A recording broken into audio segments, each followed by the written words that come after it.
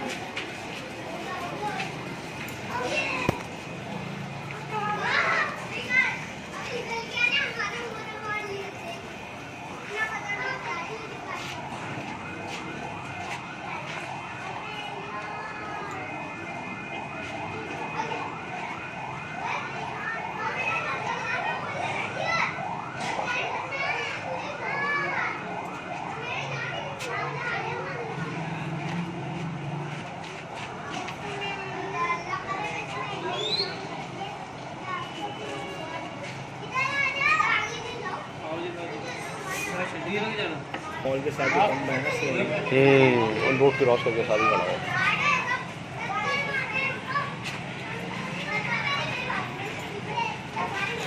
देख सकते हैं आप लोग दोस्तों, इसकी नकेल जो है बड़े आसानी से चेंज होगा। ये मैं आप लोगों को दिखा दूं, कभी कोई करना चाहे तो इस तरह बड़ी आसानी से नकेल चेंज कर सकते हैं बछड़े की। आप ये हमारे भाई हैं असलम भाई मलंग, जिन्होंने बछड़े पाले और इन्होंने ये नकेल चेंज करी है। तो बेकार हो गई थी, रस्सियाँ पुरानी हो गई थी, नई रस्सियाँ डाल दी हैं दोनों बच्चों के। देख सकते हैं आप लोग। चलिए दोस्तों,